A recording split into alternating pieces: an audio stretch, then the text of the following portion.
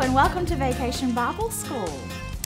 Now, you may not know it, but we're traveling back in time today to Egypt at the time of Moses. I'm not Moses. They call me Irene. Irene the Israelite. You get it? Well, here's the deal. Moses taught me a lot of stuff about God. I'm going to teach some of those things to you this week. I have a confession to make first, though. I used to be a real whiner. You know what a whiner is? Somebody who's always complaining about everything. Well, I had a little bit of that problem in me. God taught me how not to be a whiner, but it took him a while, and he spoke through Moses quite a bit. So I'm going to share some of the conversations I had with Moses and what he taught me along the way. But first, let's start with, well, I guess it all started like 400 years ago. Well, that was before I was born. I know I'm old, but I'm not that old. So, the Israelites were in captivity in Egypt. Well, you might remember the story of Moses. When he was born, Pharaoh was killing all the male Israelite babies, and Moses' mama didn't really want him to die. So she made a basket, and she put Moses in the basket. You remember this story, right? She put him in the river, and then she sent her daughter, Miriam, to go and make sure he was okay, because who's going to put their little bitty baby in the river and not make sure he's okay? So she puts Moses in the basket in the river. Miriam's peeping out behind the reeds to make sure he's okay, and lo and behold, the princess comes to bathe. Well, the princess wasn't expecting to find a baby, but she did. So anyway, she found Moses, and she ended up raising Moses in her palace, because she was the princess, remember? She was Pharaoh's daughter, and so that's what they did. But Miriam was super smart. She ran out and she said, "Hey, princess, I know somebody who could take care of that baby for you." Who do you think it was? It was Moses' mom. So Moses was raised in the Egyptian palace. I guess that's the right word for it. You know, it's the place where the Pharaoh lives, but also by his mom. So anyway, fast forward a few years. Moses leaves Egypt, but then God tells Moses through a burning bush, if you can believe it, that he needs to go and get the Israelites free from Egypt. Well, Moses stutters.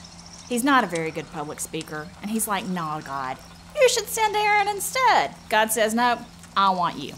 Well, anyway, Moses ends up going. Aaron helps him, but Moses goes. So Moses keeps asking Pharaoh, "Hey, Pharaoh, let my people go." Pharaoh says, "I don't think so. Remember, the Israelites had been working for 400 years for free. He's not going to get rid of all that labor, just no good reason." So God starts sending plagues. I mean, locusts came and ate all the crops, frogs hopping all over the ground. The Nile River turned into blood. It was bad, but Pharaoh still wouldn't let the people go. Well, finally, something really big happened. I'm going to tell you about that in a couple of days, but I mean it was really big, right? So Pharaoh finally said, "Okay, people, you can go." Well, we went, but then Pharaoh thought better of it. He thought, you know what?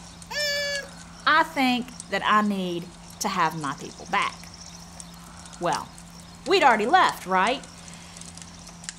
Let me back up just a little bit and tell you about that. Moses told us to get ready.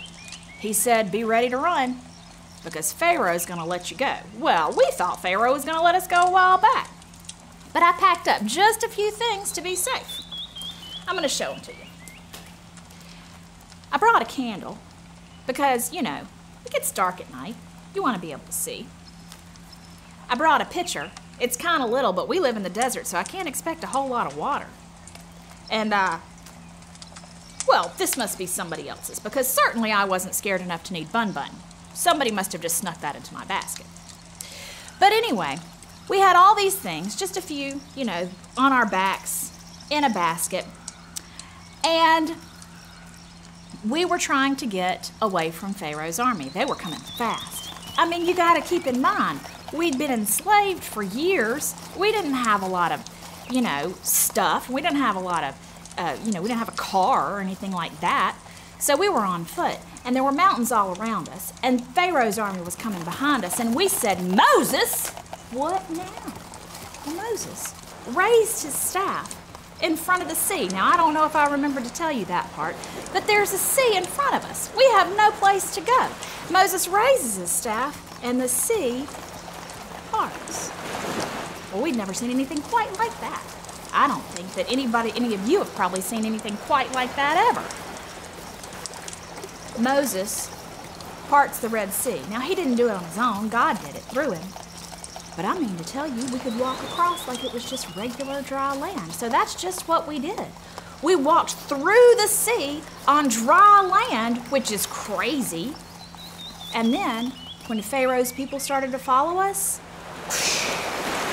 the sea came back down and took care of them for us. We didn't have to fight them because the sea did it for us. So that's how God taught us through Moses that God is with us, so trust God. Now, I learned a lot of things from God through Moses. I'm going to tell you about several of them.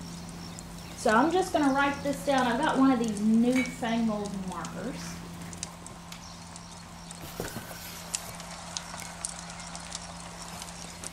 So one of the first things God taught me through Moses is this.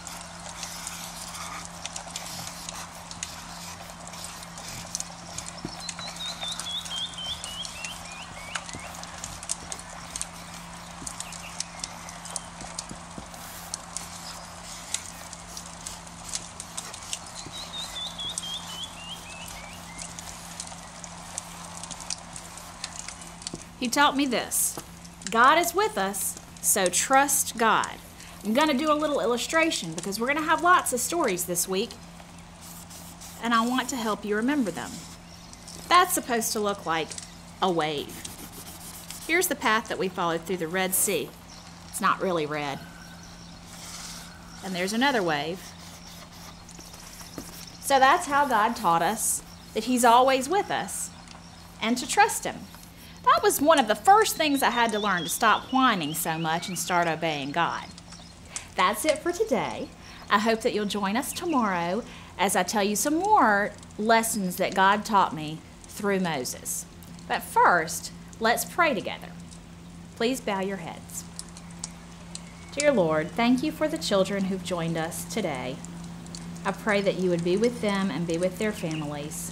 I pray that you would remind them that you are always with us, no matter what situation we might be in, and we can always trust you. Amen.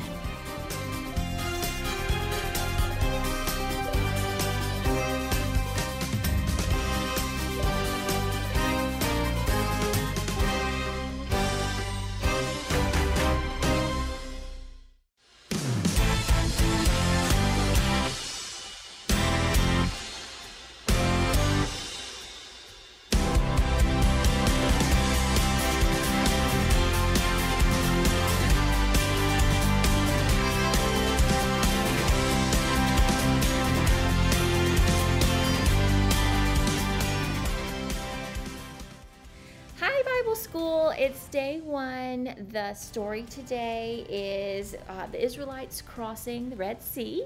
I'm Kylie Crossan and this is Caroline, and we're going to do art with you today. Our Bible point is that God is with us, so trust God. And our verse today is, God answered, I will be with you. So today we're going to make a craft. You're going to need some string and model magic. And then we've got a little knife so we can kind of shape it how we want. You'll end up letting that dry and then create a pendant with your clay and your string. And you can decorate your pendant however you'd like. So we have some markers, maybe you have some stickers or some gemstones, so then you might need some glue, just however you want to decorate that pendant. You ready to make a pendant? Mm-hmm. All right, Caroline, so we're going to open up our model magic. What do you think you might make? Oh, you want to open it?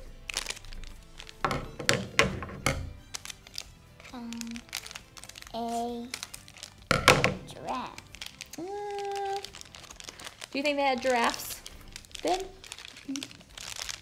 Why don't we make a cross? Remember, our story is that God is with us. That way your cross will be with you.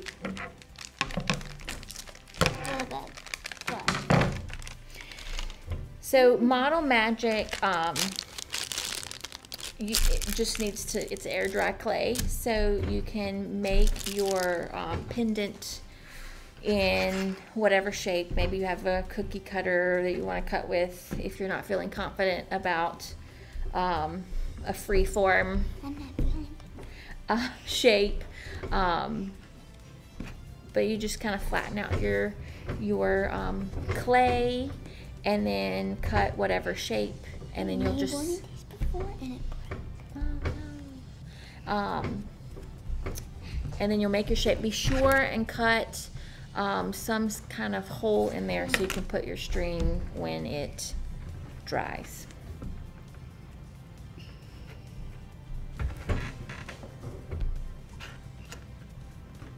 And you can use your scissors. I mean the little knife to cut off edges or something. That's what I am doing. I just wanted to get the shape. Okay. So I knew when to turn.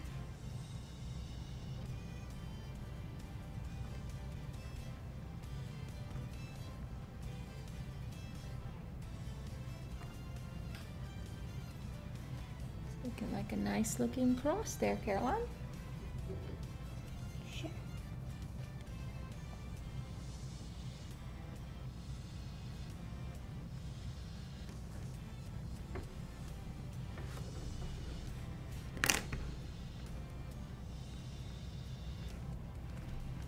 Kind of like dough. That does not look good. I think it looks good. You can kind of, you know, flatten a little bit and shape it up if you want. Moms and dads, you get to play with the extra. No. Okay, be sure and do your I am. hole. Okay. So that just needs to sit and dry, and then you can color or decorate your pendant and then add it to your string and make it a necklace. So your model magic will dry if you let it sit overnight, and it'll be dry to the touch, and you can probably start decorating it then. You can also let it dry for 72 hours and it'll be completely hardened.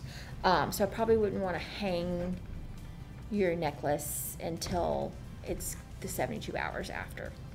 If you don't want the white color, you could add some color to your clay by adding some marker and just kneading the clay with the color. Looks like mint. It does look like mint. Don't chew it like gum. All right, so now we've made our pendant, and we can wear it throughout Bible school and after Bible school, and remember that God is with us when we see our pendant. The key verse, remember, is that God answered, "I will be with you." Do you want to have a little prayer before we move to the next thing? Sure. All right, let's bow our heads. Thank you, God, for Bible school. Thank you for time to learn together. Thank you for these reminders that you are always with us. Be with us as we continue to learn this week at Bible school. In Jesus' name I pray, amen.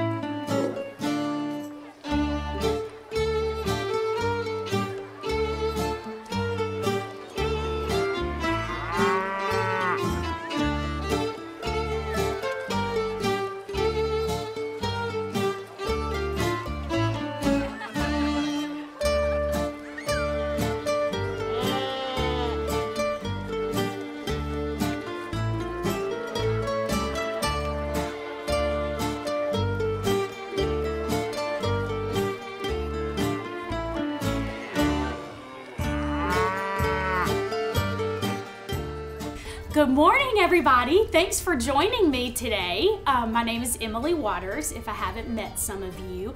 But as Audrey has mentioned, we are talking about Moses parting the Red Sea and the Israelites passing through it. And so today's snack is super easy. You need a couple of things that I can talk about. A cupcake of your choice, just any cooked cupcake. My Moses today on the top of the cupcake is going to be a little Teddy Graham.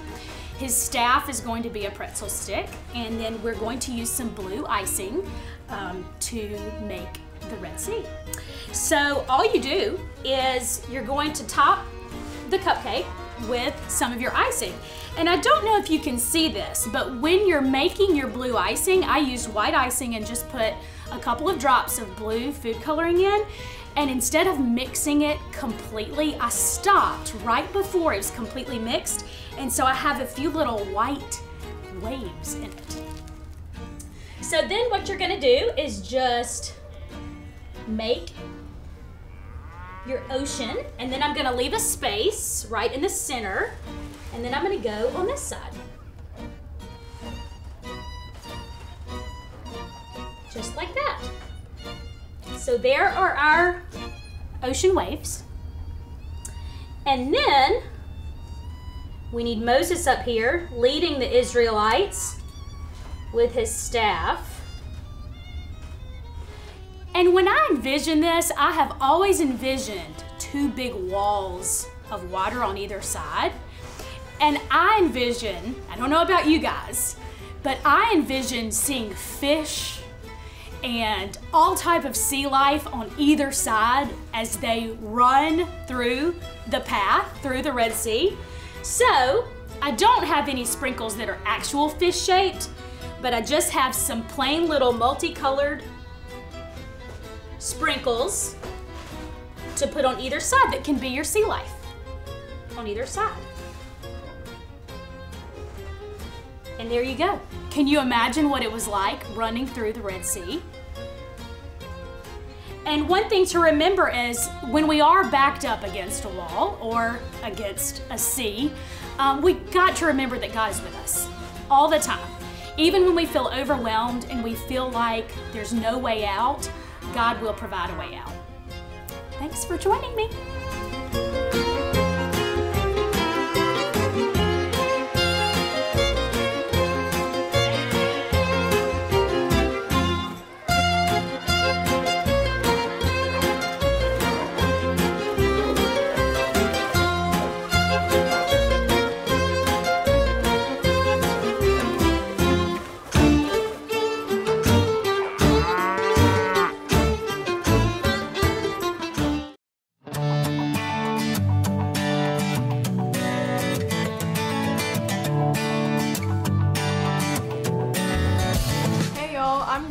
I'm one of the dance instructors for this week for music. I'm so glad you're here, even though we can't be together in person.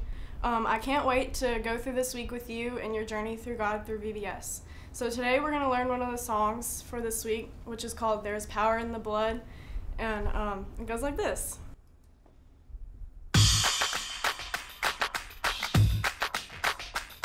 There's power, there's power, there's wonder working power.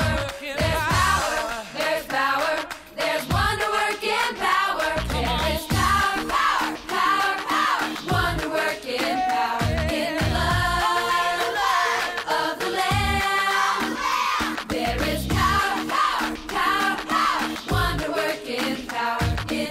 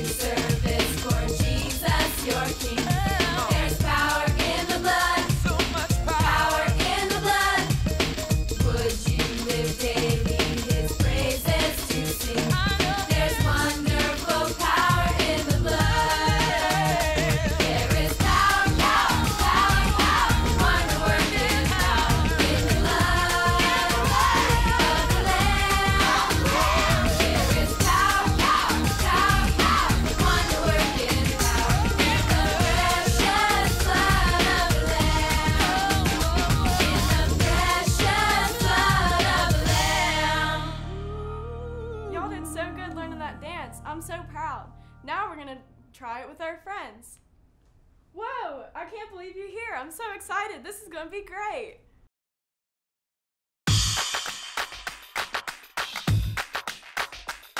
There's power, there's power, there's wonder working power. There's power, there's power, there's wonder working power. There is power, power, power, power, wonder working power in the blood of the Lamb.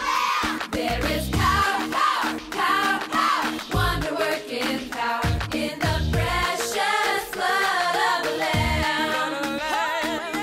Would you do service for Jesus, your King? There's power in the blood, power in the blood. Would you live daily His praises to sing? There's wonderful power in the blood. There is power, power, power, power, wonder working power in the blood of the Lamb. There is power, power, power, power, wonder working power in the precious blood of the Lamb. There's power, there's power, there's wonder working power. There's power, there's power, there's wonder working power. Would you do service for Jesus, your King? There's power in the blood, power in the blood. Would you live daily His praises to sing? There's wonderful power in the blood. There is power, power, power, power, wonder working power in the blood of the Lamb. There is power, power, power, power, wonder working power in the precious blood of the Lamb. In the precious blood of the Lamb.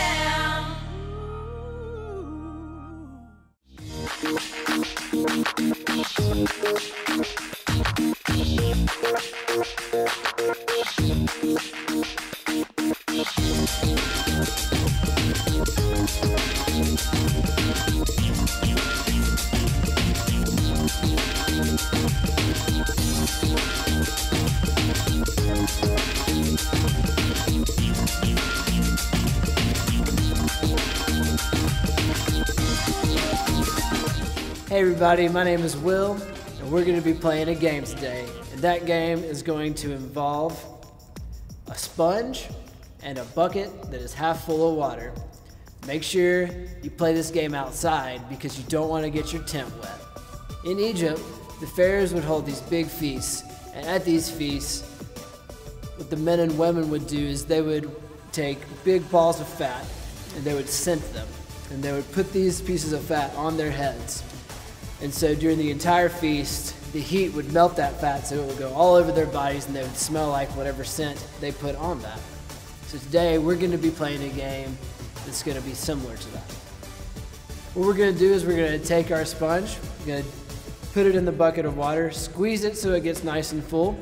We're going to put it on our heads, making sure it doesn't fall off. We're going to walk 10 paces forward, keeping the sponge on our head, turn all the way around, and come back to where we started.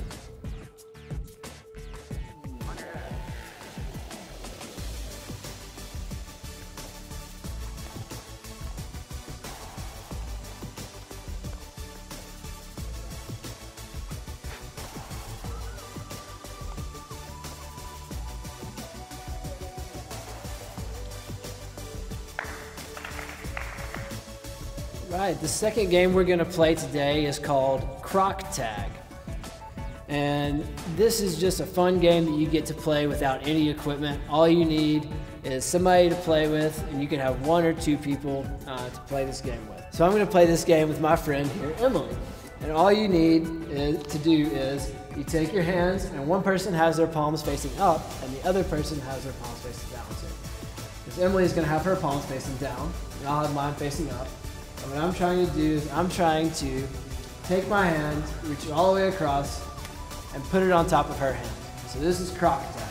So it looks like a crocodile. So I'm going to go chomp, and she's going to try to pull away like she just did. So very good. So if she pulls away, and I don't hit her, then I keep going. But if I do get her under my hands, then we switch. So she goes palms facing up, I go palms facing down. And then she tries to tromp my hand. There you go. Good job. Thank you. The third game we're going to play today is called Reveal the Treasure. So what you need for this game is one friend, 2 blankets, and you each need to find an object that you can fit under that blanket, but don't tell your friend what's under the blanket. How we're gonna play this game is you're gonna have one object. Everyone close your eyes. I have a scroll. And you're gonna put that object under the blanket. So I have my object under a blanket, and Miss Emily has found an object to put under her blanket as well. So what we're gonna do on the count of 3 is we're gonna pull the blankets off, and whoever can name that object first wins. You ready? Right. All right. 1, 2, 3. Scroll! Good job, Emily. Thank you. That was fun.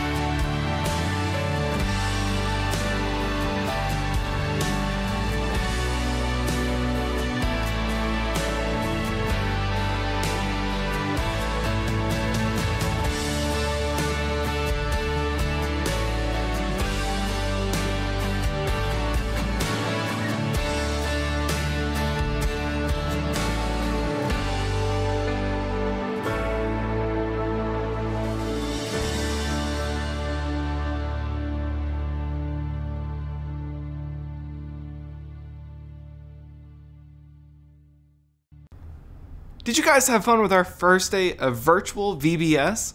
I know I had a lot of fun. It was so good being able to learn about how God is with us so we can trust God. I hope you come back tomorrow for day 2 of Virtual VBS. We'll meet right here on YouTube at 10 a.m. for our live assembly time. But until then, I'm getting kind of hungry. I wonder if Moses knows where there's any food around here. I'm gonna go find him, but I'll see you tomorrow.